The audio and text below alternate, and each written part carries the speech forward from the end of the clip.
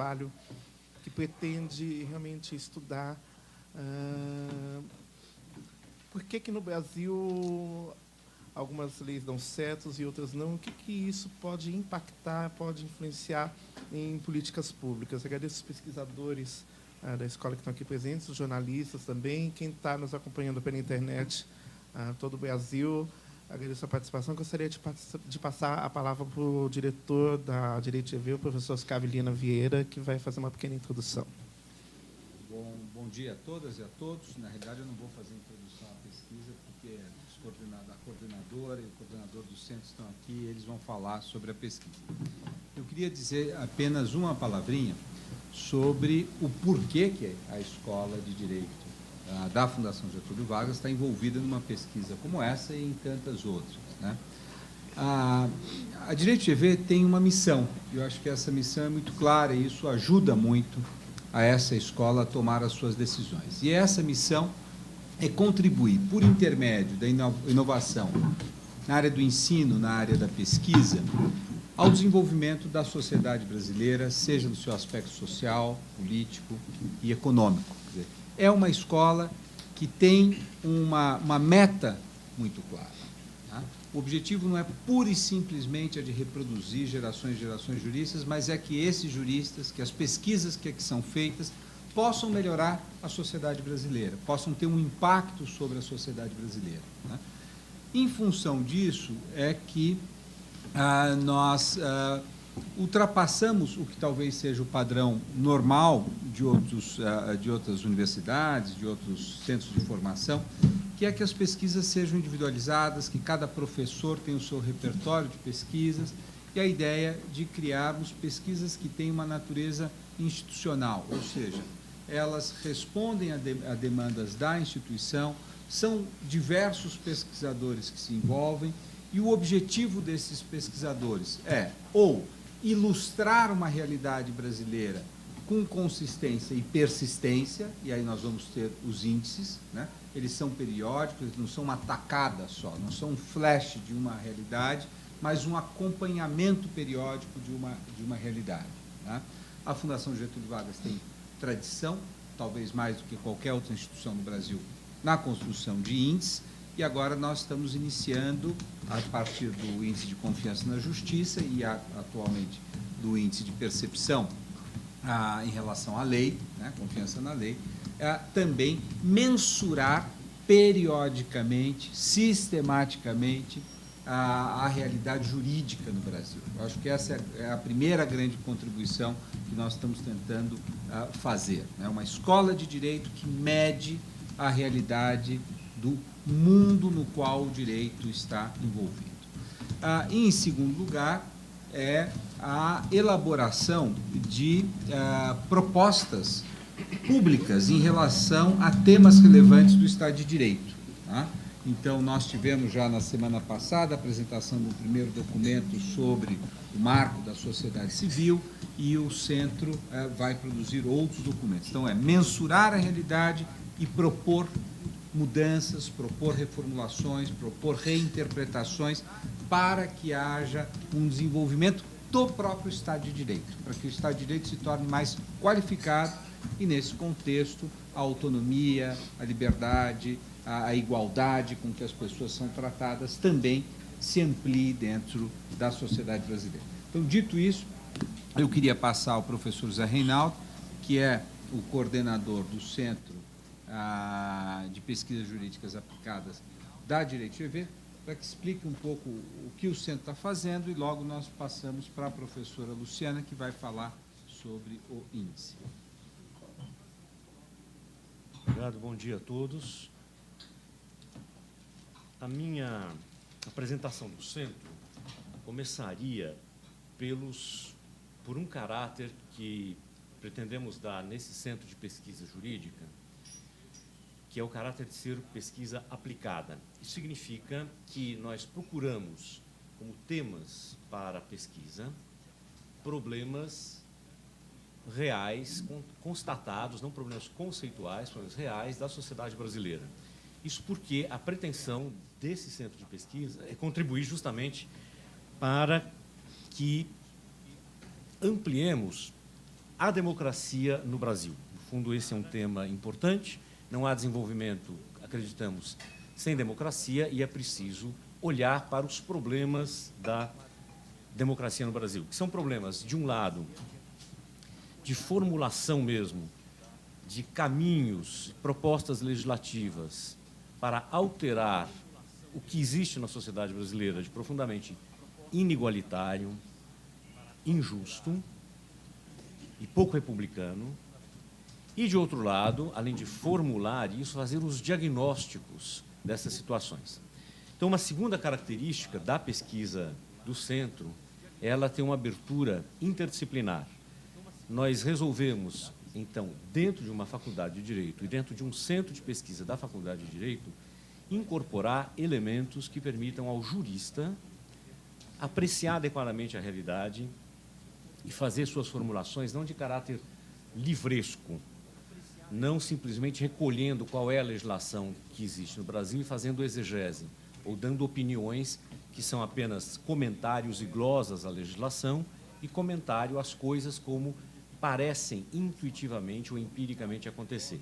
Então, a tentativa do Centro é prover os juristas, os pesquisadores responsáveis pelas pesquisas jurídicas dentro da escola, da Faculdade de Direito, da Fundação Getúlio Vargas, com elementos que possam dar a eles uma base que não seja meramente intuitiva, empírica, de percepção.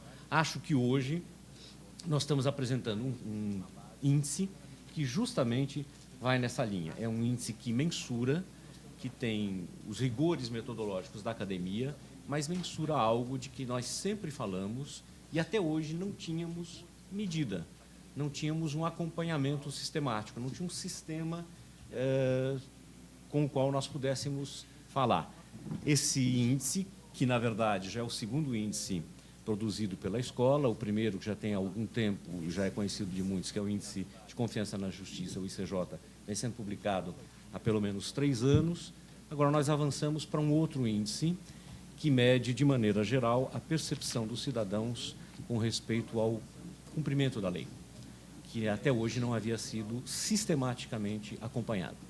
Então, eu queria inserir essa pesquisa nessa perspectiva do Centro. É uma perspectiva jurídica e interdisciplinar. É uma perspectiva aplicada e é uma perspectiva de Estado de Direito.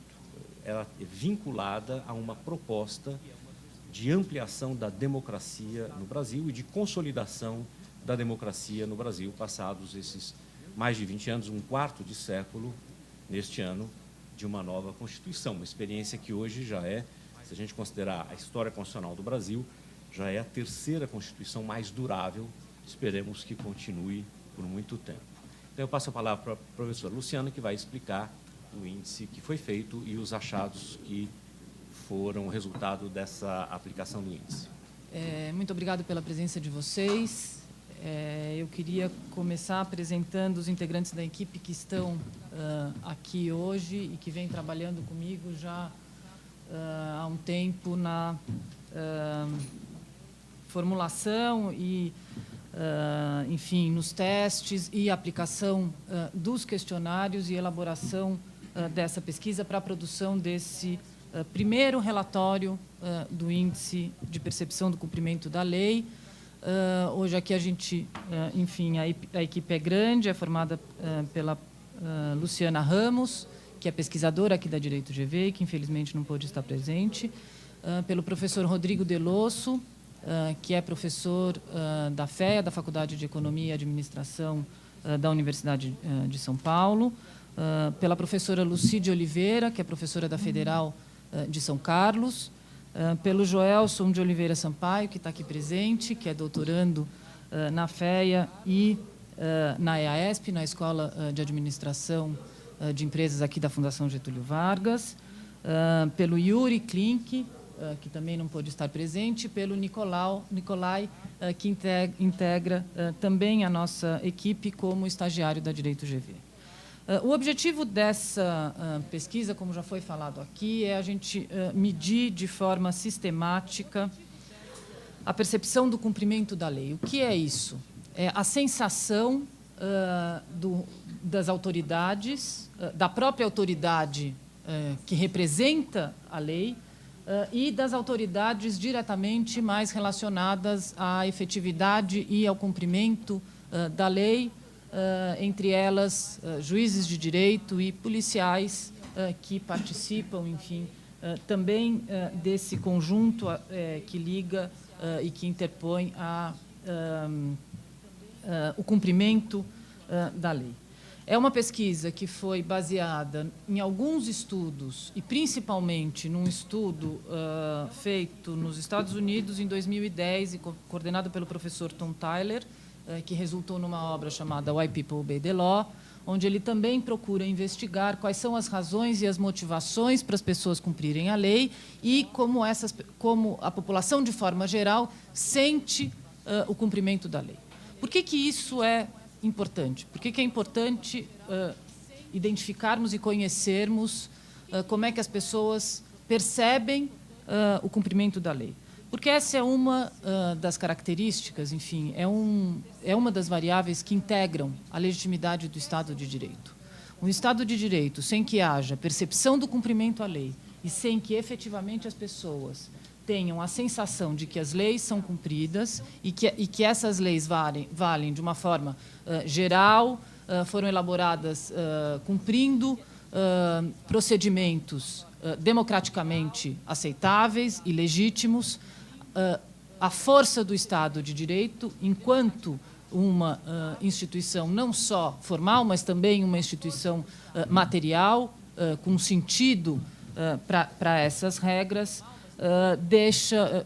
se torna vulnerável, comprometendo a estabilidade tanto dos regimes democráticos quanto do próprio Estado e da autoridade, da legitimidade desse Estado. Então, é dentro dessa perspectiva que nasceu a ideia e a importância da elaboração de um índice como esse. É importante a gente ter em mente que esse não é um índice que trata de expectativas, como bem nos lembra o professor Zé Reinaldo.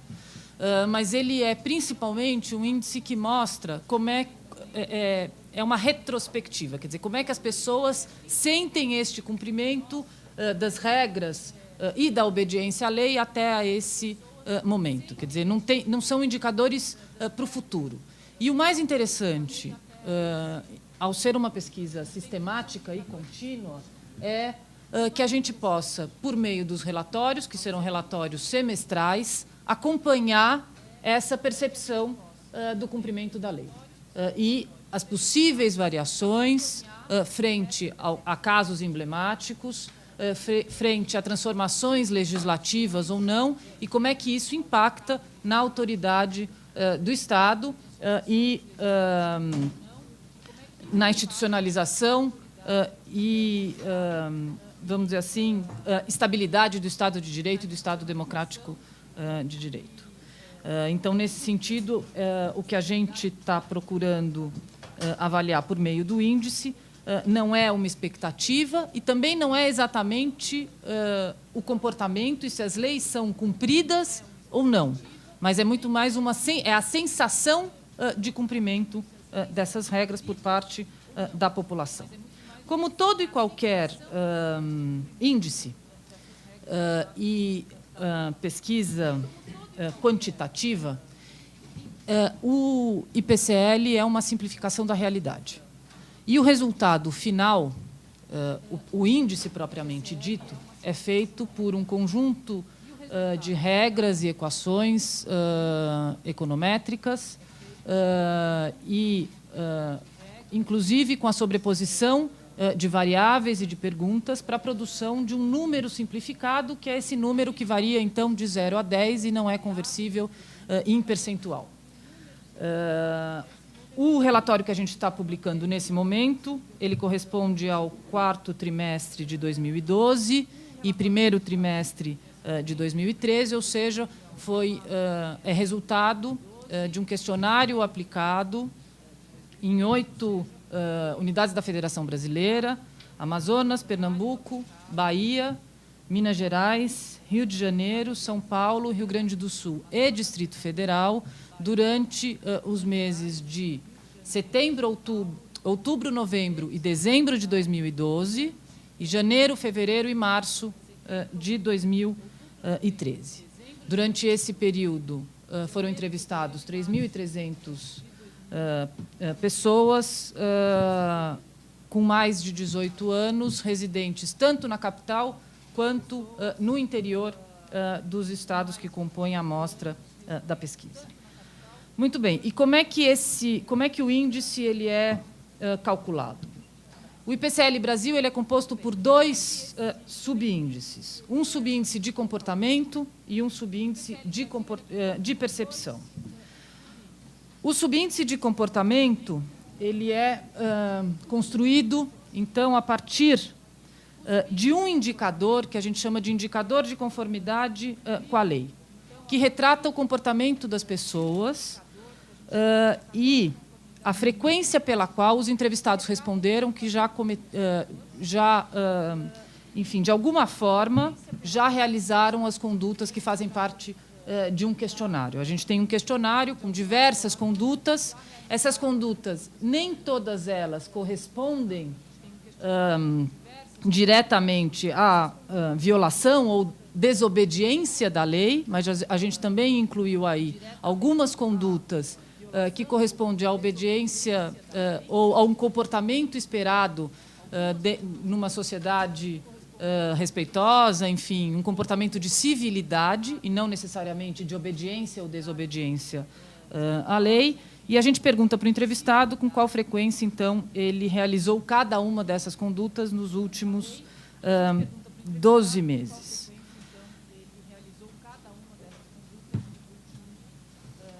Além disso, o IPCL também é composto pelo subíndice de percepção.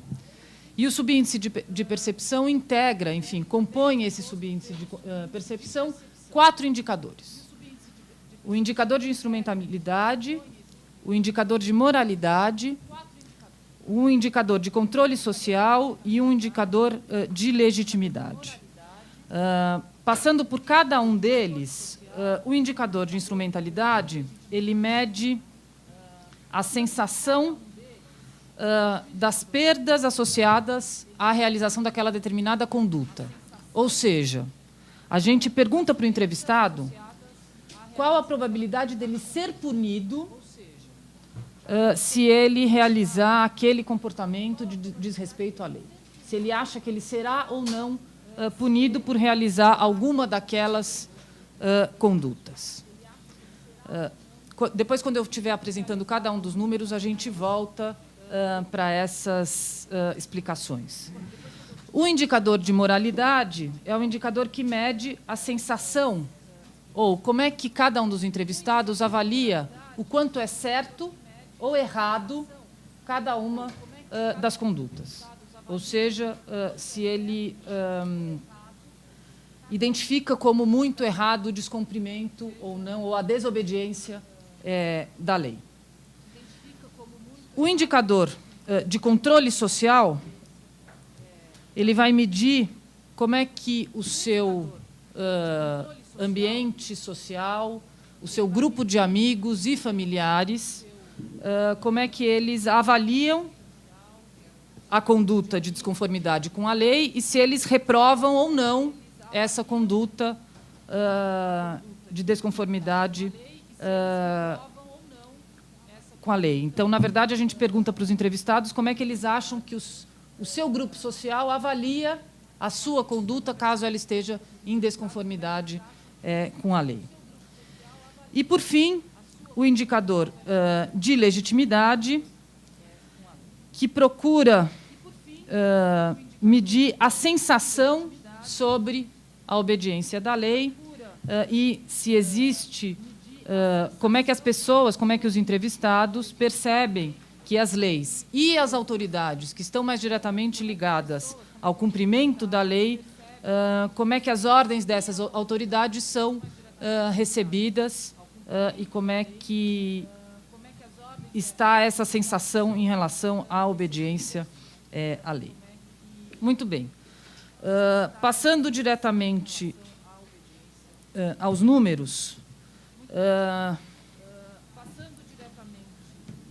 eu não sei se está todo mundo conseguindo enxergar, mas o que a gente tem aqui é, de acordo com o relatório do último semestre, ou seja, quarto trimestre de 2012 e primeiro trimestre de 2013, o índice de percepção do cumprimento da lei é de 7,3. A partir de um conjunto econométrico em que o subíndice de comportamento é 8,6 e o subíndice de percepção, formado por cada um dos indicadores de instrumentalidade, moralidade, controle social e legitimidade, é 7,0 pontos. É importante a gente perceber o seguinte: não se espera desses índices uma grande variação durante os próximos relatórios, tampouco uma grande variação entre as unidades da federação entrevistadas, exatamente pelo fato de que ele é uma simplificação da realidade e ele é uma composição das diversas perguntas que compõem o grande índice. Apesar disso, a gente consegue identificar algumas variações, enfim, pequenas variações entre cada um dos estados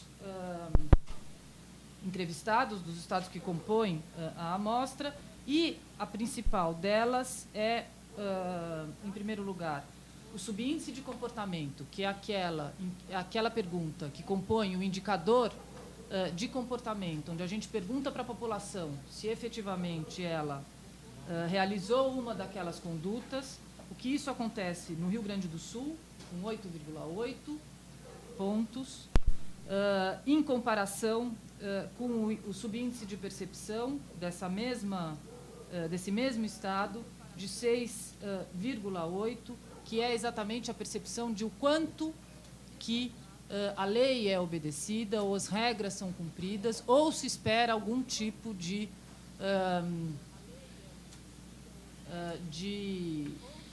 desaprovação pelo cumprimento dessa lei.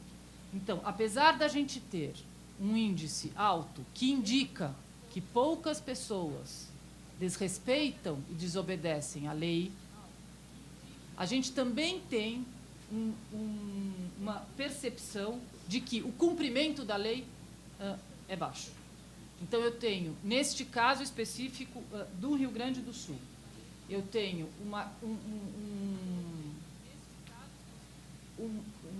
quantidade ou um indicador que mostra que a população tende a se comportar mais positivamente frente à lei, porém, ela tem uma sensação de descumprimento da legislação e desobediência à regra. É onde eu tenho a maior variação entre, eu estou falando aí de 8,8 e 6,8. A maior diferença entre o subíndice de comportamento e o subíndice de percepção.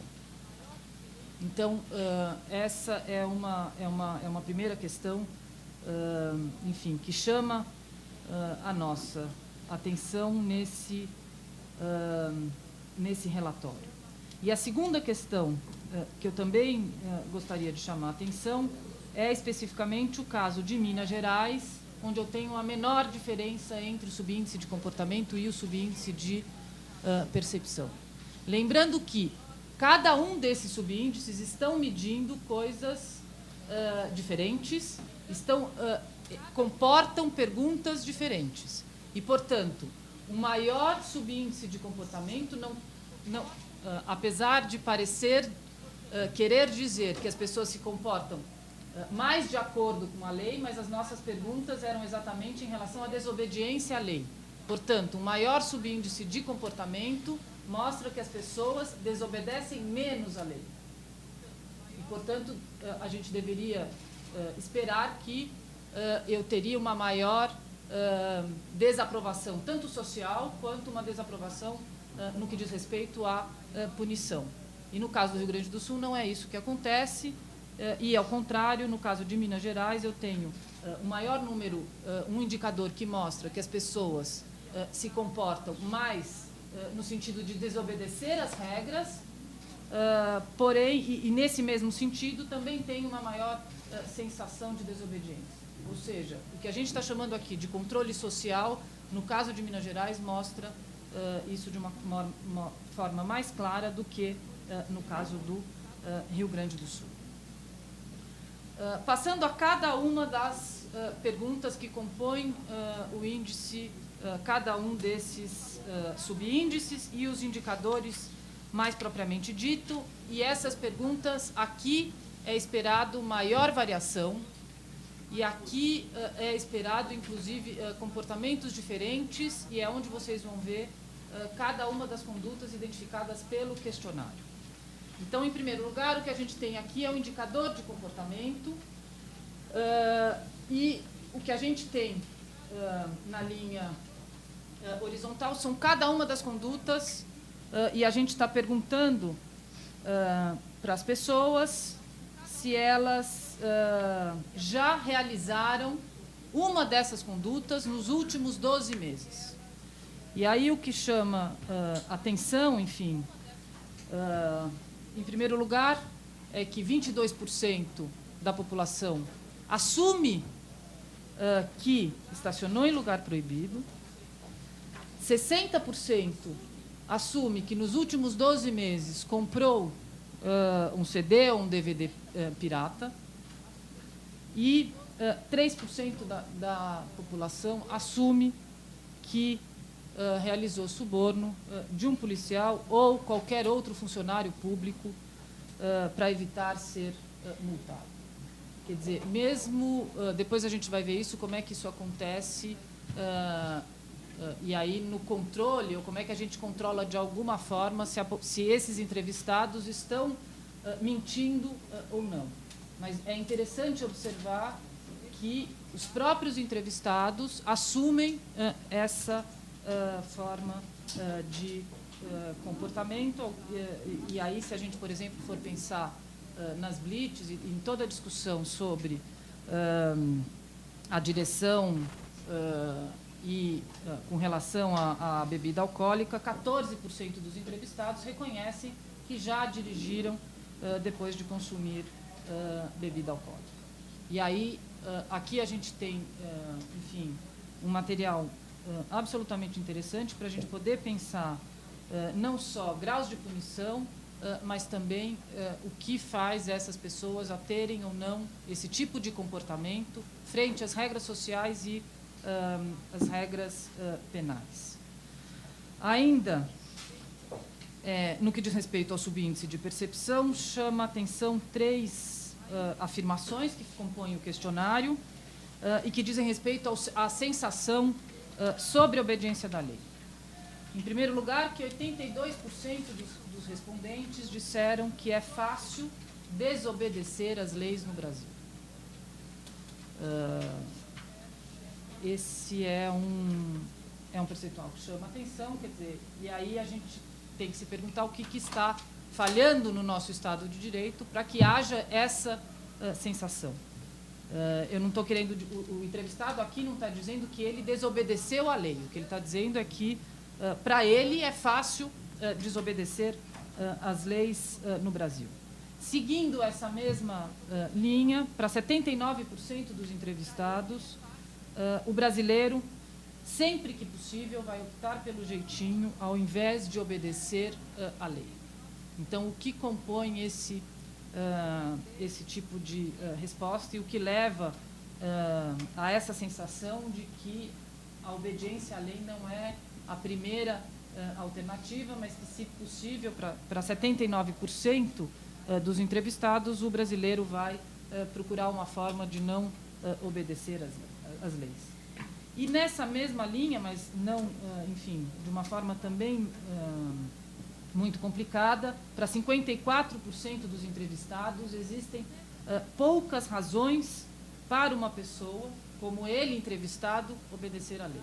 E aqui vem, talvez, uma questão absolutamente importante, a questão da sensação de não aderência às leis.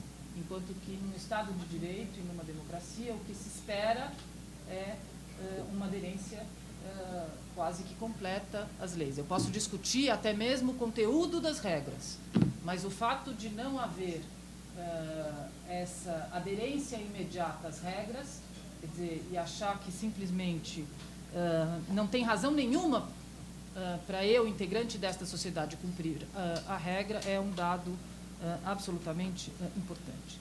Como é que cada um desses entrevistados, qual é o perfil das pessoas que responderam dessa forma? Então, o primeiro conjunto de dados diz respeito ao perfil dos entrevistados que disseram que é fácil desobedecer às leis no Brasil, que são os 82% dos entrevistados. O que aqui chama atenção, de novo, enfim, em primeiro lugar, que a gente tem um percentual maior na cidade de São Paulo, seguido do Rio Grande do Sul e do Distrito Federal. E no Amazonas, que é o único estado da região norte que entra na amostra, 75%, enfim, dentro do Amazonas eu tenho esse grau de que 75% dos entrevistados concordam com essa afirmação. A gente não tem grande variação entre capital e interior, tampouco entre sexo masculino nas questões de gênero e feminino. Mas outra variação também importante é a variação no que diz respeito à escolaridade e renda, quando eu tenho que, no caso de escolaridade, o menor percentual dos entrevistados de escolaridade baixa afirmaram que é fácil desobedecer à lei em comparação com as escolaridades média e alta.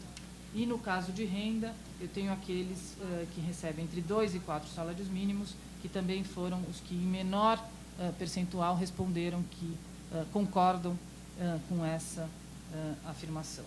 E no caso da idade, a gente tem aí uma variação importante também entre os mais jovens e os mais de 60 anos, que em menor percentual concordam com a afirmação de que é fácil desobedecer às leis no Brasil.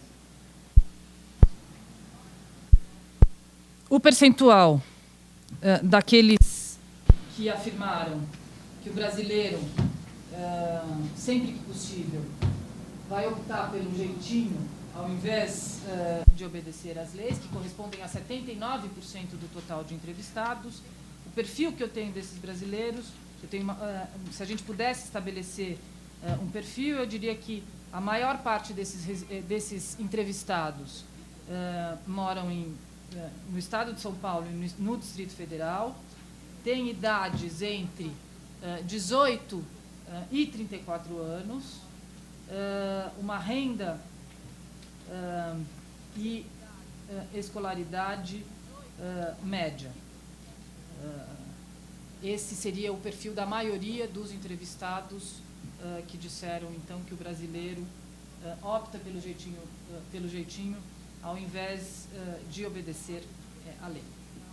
E, por fim, ainda dentro dessa mesma pergunta, eu tenho aí o perfil daqueles que disseram que tem poucas razões para uma pessoa como ele obedecer às leis. Aqui é interessante observar como a gente pode dizer que um perfil possível desse entrevistado é que ele reside no estado do Amazonas, onde 60% concordaram com essa afirmação, seguido dos residentes do estado da Bahia. As mulheres, em maior número do que os homens, concordam com essa afirmação. E aqui, de novo, é interessante a gente observar que os de menor renda e menor escolaridade tendem a concordar mais com esta afirmação do que os demais entrevistados. Tendem Passando para o indicador de legitimidade, que é um indicador, então, onde algumas questões vão compor aí essa aceitação das leis e das ordens das autoridades aplicadoras da lei. Aqui, de novo, a gente tem uma questão interessante, porque haviam duas perguntas relacionadas a essas autoridades. Uma delas era a afirmação de que, se o juiz decide que uma pessoa pague a outra uma quantia, ela tem a obrigação moral de pagar, mesmo que discorde da decisão. E uma segunda pergunta relativa aos policiais, que diz que, se um policial lhe pede para fazer algo, você deve fazê-lo, mesmo que discorde. E aí eu tenho uma enorme variação entre as pessoas que concordam com essas afirmações. Enquanto que 81% dos entrevistados concordam com a afirmação de que você deve obedecer o juiz, mesmo que você discorde da decisão, somente 43% dos entrevistados concordam com a afirmação no que diz respeito ao policial. Então, eu tenho uma diferença significativa entre a autoridade, o que representa a autoridade do juiz e o que representa a autoridade do policial, pensando duas ordens de autoridades que estão mais diretamente ligadas à aplicação e à obediência da lei.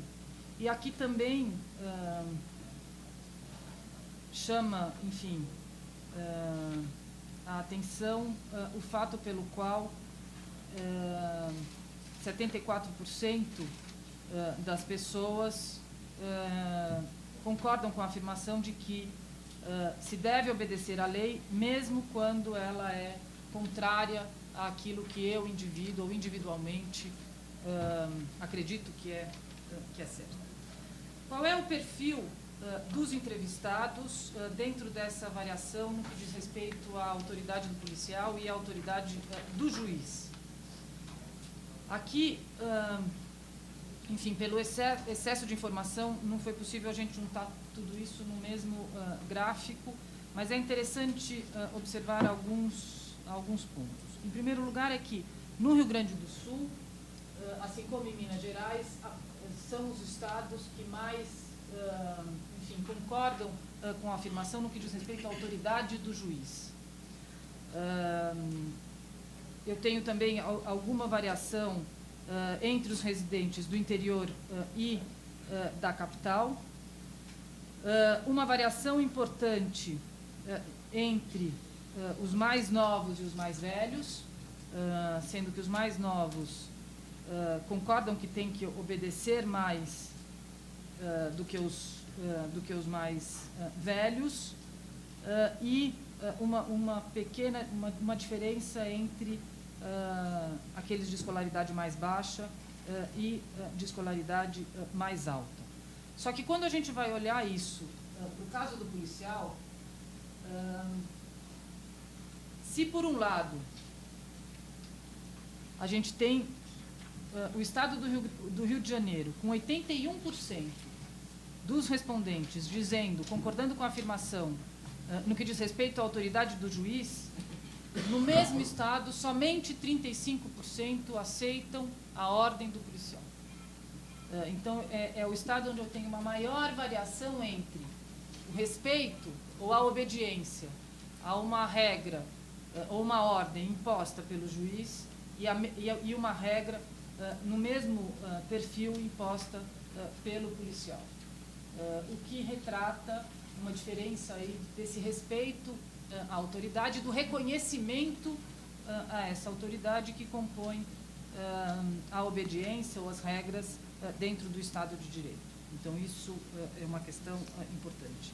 E a outra questão importante é a diferença que eu vou ter também, no caso do juiz, entre cada um dos estados, sendo que em Minas Gerais eu tenho 48% daqueles que reconhecem no policial uma autoridade, enquanto que, tanto no Rio de Janeiro como mesmo em Pernambuco, esse percentual cai para 35% e 40%.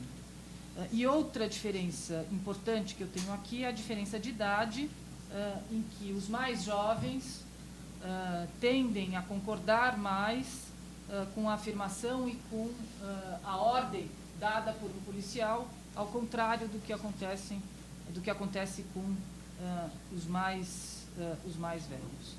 E outra questão que eu também chamaria a atenção é a diferença de renda entre aqueles que ganham de 2 a 4 salários mínimos e aqueles que têm uma renda mais alta dentro do extrato que compõe a amostra da pesquisa, de 12 salários mínimos ou mais.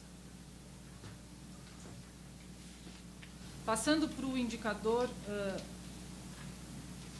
de instrumentalidade, que é o indicador que mede a possibilidade de haver punição. Então, dentre essas condutas, perguntamos para os entrevistados se eles achavam que era provável ou não de haver punição caso eles cometessem alguma dessas ações. Aqui começam algumas variações importantes. Em primeiro lugar, é que o que chama a atenção é que uma dessas condutas, que é uma conduta criminalizada, enfim, que é se comprou CD ou DVD pirata, aqui eu tenho 54% da população somente acha que pode haver punição. Então, essa é uma questão importante, enquanto que, se a gente pensar, por exemplo, no caso de barulho para incomodar os vizinhos, por mais que existem regras de urbanidade, esse grau de punição também é alto, enfim, ou de alguma forma é mais alto do que, por exemplo, um caso em que usou uma carteira de estudante para pagar minha entrada sem ser estudante, e o quanto que esse tipo de prática pode ou não ser aceita pela comunidade. E isso a gente vai observar, então, no caso do indicador de controle social, que é exatamente aquela pergunta se os entrevistados achavam que os seus amigos ou seu grupo social reprovaria uma dessas condutas caso eles realizassem essas condutas. E aí, de novo, a compra do CD pirata aparece em último lugar, porque, segundo esses entrevistados, somente 64% consideram que haveria uma reprovação social, enquanto que dirigir depois de consumir bebida alcoólica tem quase a mesma reprovação do que o suborno de um policial ou um funcionário público para se livrar de uma multa, uma variação aí de 1%.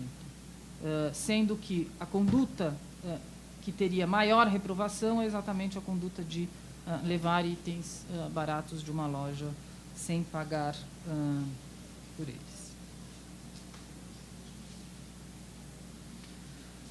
O indicador de moralidade é um dos que mais controla a honestidade do entrevistado quando ele disse, enfim, se ele efetivamente realizou essas condutas e o quanto agora que ele considera errado ou muito errado a realização dessas condutas. E aí a gente mostra, então, de novo, qual é a capacidade do controle social, muito mais do que a existência ou não de punição. Eu não estou falando aqui da possibilidade de ser punido, mas a existência da punição, o que o controle social pode exercer sobre o comportamento das pessoas. E o que a gente percebe aqui é que, de novo, a conduta que tem o menor indicador de moralidade, ou seja, aqueles que em menor quantidade consideram que essa conduta é errada ou muito errada, de novo aparece comprar CD ou DVD pirata, enfim, apesar de existir punição prevista, eu tenho outras variáveis que vão compor essa avaliação e avaliação moral de cada uma dessas condutas. E aí é interessante a gente observar, comparando cada um desses subíndices, como é que eles interferem na conduta das pessoas e, mais especificamente, dos entrevistados. E aqui, como vocês podem observar, quer dizer, quando eu estou tratando exatamente da conduta, que a maior parte deles, enfim, não considera errado, ou que acha mais difícil haver punição, ou que vai haver um menor controle social do seu grupo, que é o caso de comprar CD ou DVD pirata, todos os indicadores se aproximam. Então, eu tenho cada uma dessas variáveis, ou seja, o controle social, a possibilidade ou não de haver punição, a avaliação que o entrevistado faz daquela conduta, todas elas, de alguma forma, mostram como que isso impacta de uma forma maior num menor indicador de comportamento, que é a primeira barra em azul. Então, quanto mais próximo estão esses indicadores entre eles, eu tenho uma maior possibilidade de perceber o quanto que é a composição dos vários indicadores que está interferindo efetivamente no comportamento final e nessa sensação de obediência ou não às regras. Então, a questão, isso é a questão interessante para a gente poder observar. E no caso, por exemplo, de fumar em local proibido, onde 5% dos entrevistados disseram que fizeram nos últimos 12 meses, eu tenho efetivamente um indicador de moralidade mais alto, porque as pessoas realmente acham que isso é errado. Então, é aqui que eu mostro, eu consigo controlar a resposta dos entrevistados e quais são as variáveis que mais estão interferindo no comportamento de cada um dos entrevistados sobre essas condutas. Eu encerro por aqui a apresentação dos gráficos e aí a gente abre para as perguntas, podendo inclusive voltar a cada um desses dados. Meu nome é Renan Carreira, eu trabalho na Agência Estado. São 82% acham fácil desobedecer às leis, aí, segundo a pesquisa. Eu queria saber como diminuir esse índice e o que o país ganharia com isso. Está relacionado ao fortalecimento da democracia? Eu não sei te responder como que a gente pode resolver esse problema. Quer dizer, eu acho que aqui a gente está começando a produzir informações que podem mostrar quais são os déficits no que diz respeito ao Estado de Direito e à democracia. Agora, com certeza, um crescimento, enfim, nessa sensação de obediência à lei é um dos requisitos necessários para a manutenção e para a estabilidade do regime, isso não há nenhuma dúvida. Eu acho que o que é mais interessante para a gente olhar cada uma dessas perguntas é mostrar que nem sempre políticas isoladas, ou na maioria das vezes, políticas isoladas, principalmente se a gente tiver como objetivo aumentar tanto a obediência, quanto as regras, quanto a sensação, ou diminuir a sensação de impunidade, medidas isoladas nem sempre são capazes de produzir os efeitos desejados. E o objetivo dessa pesquisa é, na medida em que eu trago microdados sobre o comportamento das pessoas e consigo acompanhar isso ao longo do tempo, é a gente poder identificar em que sentido uma política pública voltada a melhorar o comportamento das pessoas com relação à lei deve ser uma política pública de mais longo prazo, mas, por outro lado, também mais abrangente, que envolva aí questões relativas à educação e não só alteração na legislação.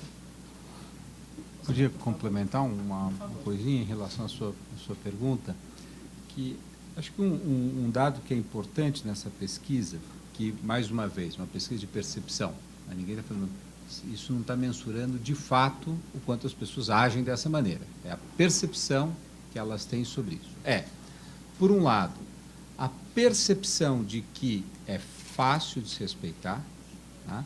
Veja, isso tem uma dimensão relacional. Você está falando não só da sua facilidade pessoal, mas a percepção de que é fácil. Dentro dessa sociedade é fácil fazê-lo. Né?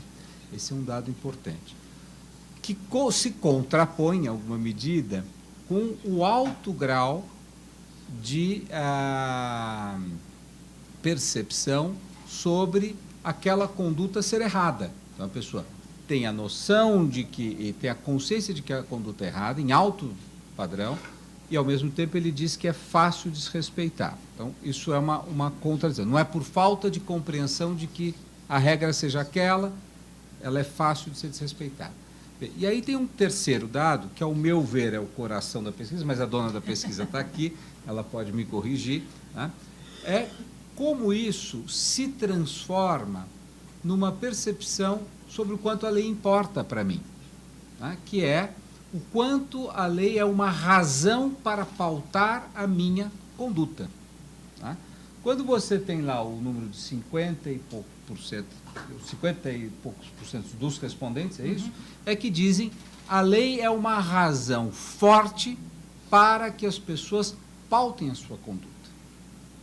Então, elas sabem qual é a conduta e sabem dizer se a conduta é certa ou errada, elas acham que é fácil respeitar e elas estão dizendo que é uma razão frágil para elas se conduzirem desta maneira. Veja, isso num contexto cultural onde muitas pessoas partilhem da ideia de que a lei não é uma razão prevalente para a determinação de uma conduta, significa uma certa fragilidade do Estado de Direito. O que é o Estado de Direito? É um Estado onde as pessoas se pautam em conformidade com a lei. Onde, se eu vou me conduzir, eu digo, existe alguma lei que determine isso e eu me conduzo em conformidade com ela. Se as pessoas acham que essa é uma razão frágil para elas se conduzirem, nós temos uma fragilidade. Então, eu acho que, independentemente dos números, se a Luciana me permite, numa simplificação, ela aponta que a lei é uma razão frágil para eu determinar a minha conduta. Luciana, sou a Marcele, do Jornal O Globo. Tenho duas dúvidas. Primeiro, vocês mostraram que tem uma grande diferença entre a maneira como se vê a lei dada por um juiz e como se vê a ordem dada por um policial. O que pode estar explicando essa diferença aí na tua opinião? E também saber se vocês tinham alguma espécie de expectativa em relação a esse índice de ser de 7. Se vocês esperavam que fosse maior quando começaram a fazer a pesquisa ou se não. Tá. Em relação ao policial e ao juiz, enfim, eu acho que a gente tem aí, a gente consegue mostrar por esses dados talvez a fragilidade hoje em dia e o déficit de autoridade da polícia e o quanto a gente tem uma questão a ser resolvida no que diz respeito ao sistema de segurança e à polícia propriamente dita, né? O quanto que as pessoas reconhecem no policial uma autoridade do Estado. Então, eu acho que é uma questão importante que a gente mostra aí todos os problemas, enfim, que existe hoje em dia no que diz respeito ao aparato policial, no caso brasileiro. Então, e isso comparando com uma outra autoridade. Então, independentemente se elas estão baixas ou não, a comparação entre elas chama muito atenção. E mostra aí que a gente tem uma questão a ser resolvida na área de segurança pública, que é a questão relacionada à autoridade do policial. E a outra questão, quer dizer, no que diz respeito à expectativa. Como eu falei no início, a gente fez essa pesquisa baseada num estudo aplicado nos Estados Unidos, mas existem particularidades, especificidades brasileiras, então não é possível nem a gente comparar o resultado final desse índice ao resultado que foi observado lá. De qualquer forma, quer dizer, talvez o que a gente venha mostrar é uma intuição de que, no caso brasileiro, ainda existe, enfim, um déficit aí no que diz respeito a essa robustez da legislação ou das regras e do próprio Estado de Direito. Eu não posso te dizer que havia uma expectativa se isso seria 8 ou 6, enfim, ou muito menor do que isso. Eu não conseguiria te responder nesses termos. Agora, eu acho que a pesquisa e os dados que compõem o índice vão verificar uma situação que talvez seja até uma sensação que nós mesmos temos sobre o Estado no Brasil. Vou começar da sua segundo ponto, expectativa.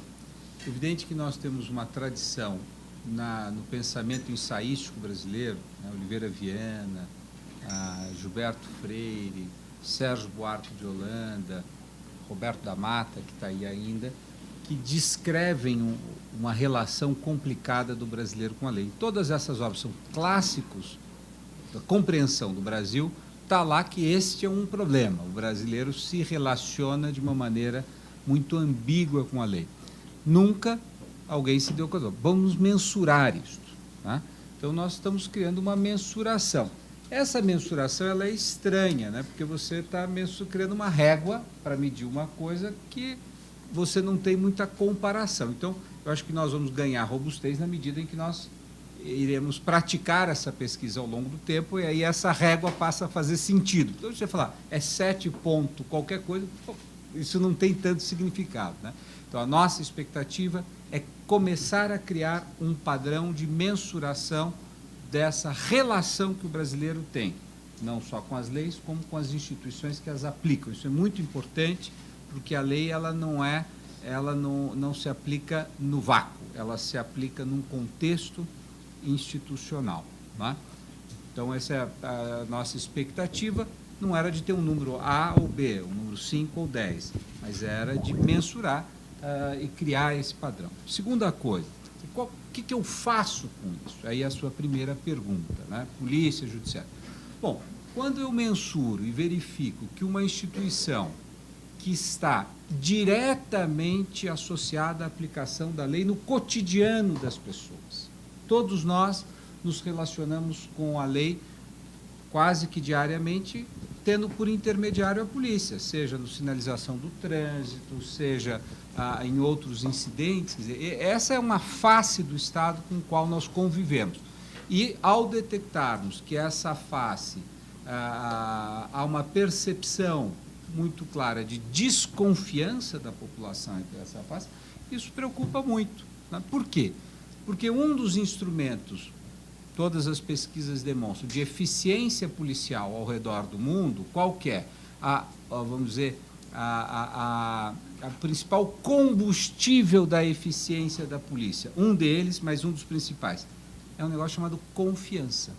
Porque a partir do momento que a população confia na polícia, que ela leva informação para a polícia. Principalmente a população mais marginal, a que está exposta, seja violência, seja ser atora ou ser vítima da violência. Na medida que ela confia na polícia, ela leva informação. E é a informação que permite que a polícia previna o crime, que ela se antecipa porque ela tem boa informação, ou que ela responsabilize, porque é a partir da informação que ela faz a investigação. Então, quando você detecta que há uma desconfiança na autoridade policial, isso explica também um pouco a deficiência da autoridade policial. Então, isso são, vamos dizer, coisas que você vai extrair e, a partir daí, você pode começar a projetar políticas públicas. Quer dizer, é importante que a polícia respeite a população, porque isso aumentará a confiança da população na polícia, e você pode construir movimentos cíclicos positivos de aumento da eficiência. Gostaria de fazer um pequeno comentário, só agora para acrescentar e mostrar como essa pesquisa pode ligar-se a outra pesquisa que também o Centro produz, que é o Índice de Confiança na Justiça. Veja, uma das possibilidades de você perceber o aumento da demanda no judiciário é exatamente pela falta ou do respeito generalizado à lei, ou pela falta de respeito a essa autoridade, que é a que primeiro, eventualmente, intervém num conflito. Então, se essa autoridade que intervém, em primeiro lugar, no conflito, como é a polícia, não é respeitada, não tem legitimidade reconhecida, naturalmente eu vou sobrecarregar a segunda agência, que é encarregada da aplicação da lei, que é o judiciário. Eu acho que a gente vai ter, a partir de agora, uma série de dados e de acompanhamento sistemático que vão nos permitir justamente fazer cruzamentos de interpretação. O que eu estou fazendo agora já é uma interpretação, enfim, mas as interpretações virão ao longo do tempo com mais dados. Eu acho altamente preocupante esses índices da legitimidade. A população talvez não deposita mais em seus representantes aquela confiança que seria tão necessária na democracia representativa. Seria válida uma conclusão nesse aspecto? A senhora veria uma possibilidade de robustecimento de práticas de democracia participativa para a gente vencer esses índices preocupantes de legitimidade? Obrigado. Enfim, eu acho que é um pouco ainda prematuro fazer uma afirmação tão forte como essa no que diz respeito à democracia representativa. Quer dizer, talvez aqui a gente tenha alguns indícios que mostram alguma forma de fragilidade, mas não é possível fazer uma afirmação de que isto efetivamente mostra que, olha, a democracia representativa tem efetivamente uma crise, enfim, ou uma questão grave no que diz respeito à sua legitimidade. Eu acho que o que esse conjunto de dados começou a ser produzidos e vai produzir ao longo do tempo, talvez sejam indicativos de que outras formas de participação, e não sei nem se pensar efetivamente ou exclusivamente em aumentar a democracia participativa, mas talvez olhar para essas outras variáveis que compõem o comportamento da população e ver aí quais são os sinais frente ao Estado de Direito e à ideia de que a lei deve orientar as condutas e compor os comportamentos. Então, pensar como é que a gente pode cobrir essas possíveis falhas. Mas acho que uma afirmação grave, enfim, e importante como essa, esse tipo de dado, esse tipo de informação não é capaz de produzir. Eu diria até que sinaliza em muitas circunstâncias que a população está em conformidade com aquela lei que foi produzida pelo parlamento. Então, se você pegar os graus de legitimidade da legislação, onde a pessoa concorda que aquilo deva ser passível de uma restrição, de uma punição, né, há uma afinidade. As pessoas acham que é errado beber e dirigir, que é uma lei feita pelo parlamento. Eles acham que é errado comprar CD pirata, que é uma lei feita pelo parlamento. Eles acham que é errado estacionar no... O que há uma maior hiato não é entre a vontade do parlamentar e a vontade da população, é entre o modo como a própria população se vê, né? Aquele ato que eu falava entre eu faço direitinho, mas ninguém faz, né? Aí é que está a desconfiança que você tem em relação ao outro, e o modo como você atribui ao contexto, etc. E as agências, no caso da polícia, que a gente trabalhou de forma mais clara. Então, talvez seja menos um indicador de que o representante não está representando, mais um indicador de que as agências de aplicação não estão aplicando com tanta acuidade, com tanta congruência, seria o termo correto, né, com que a lei foi disposta. Mas eu acho que a pesquisa realmente não é sobre isso, não é sobre a democracia, ela é mais sobre o Estado de Direito, mas na pesquisa da índice de confiança na justiça, há sim perguntas sobre a legitimidade nas instituições, e lá vai ter, eu te remeto a essa outra pesquisa, ela vai responder essa sua pergunta. Eu tenho algumas observações que eu faria, enfim, a título de... A ONU, ela considera, quando analisando, né, a situação de segurança pública num determinado país, ela se preocupa muito em relação à percepção de segurança, né? Então, não apenas um lugar é seguro, mas se as pessoas, de fato, se sentem seguras no determinado país. Me chamou a atenção perceber que, entre as condutas que as pessoas consideram mais erradas, geralmente há uma coincidência entre as condutas criminalizadas, né? Ainda que puramente patrimoniais. Então, pelo que eu percebi, a conduta em que houve maior grau de reprovação por parte das pessoas foi um crime, né? E uma conduta puramente antipatrimonial, que é sair de uma loja, o furto, né? Então, a minha pergunta seria no seguinte sentido: dentro de uma sociedade que se onde existe uma carência enorme de segurança pública e onde existem evidências de que cada vez mais se busca criminalizar tudo. Então, responsabilidade penal da pessoa jurídica se criminaliza cada vez mais. A minha pergunta seria, será que dentro de uma democracia tão nova, tão recente, e um Estado de Direito ainda, de certa forma, muito fragilizado, será que a criminalização de condutas constitui um caminho, um procedimento adequado para o fortalecimento do Estado de Direito no Brasil? No sentido de que, ao se criminalizar uma conduta, o índice mostra que as pessoas consideram essa conduta, de certa forma, mais reprovável, né?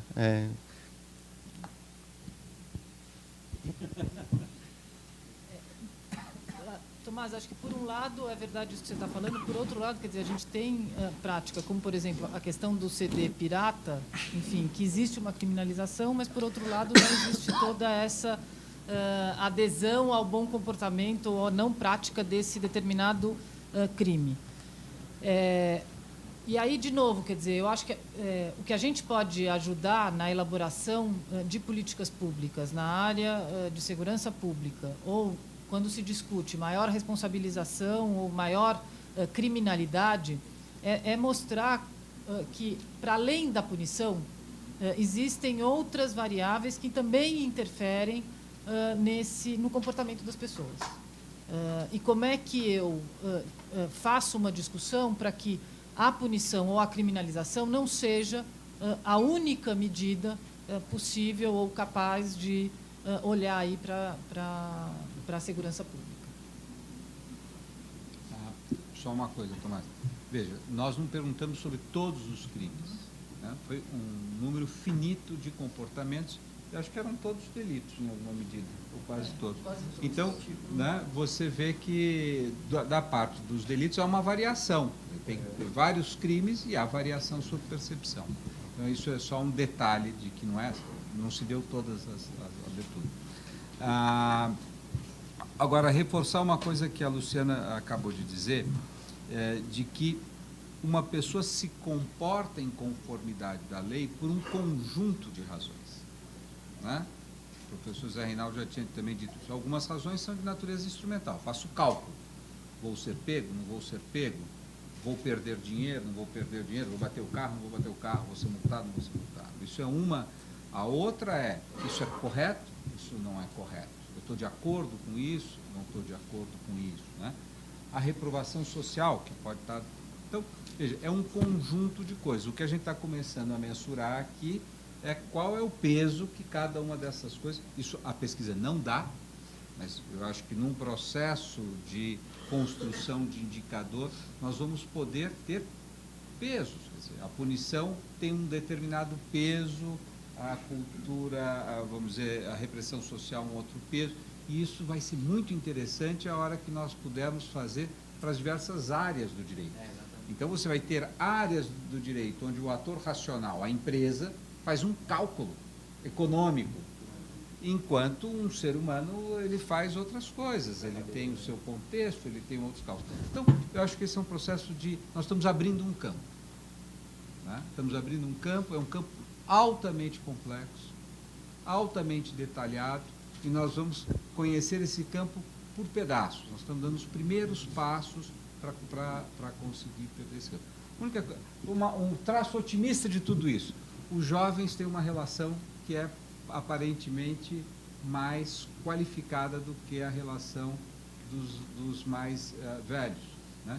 Será que o Brasil está mudando, não está mudando? Essa é a pergunta para o próximo capítulo dessa discussão.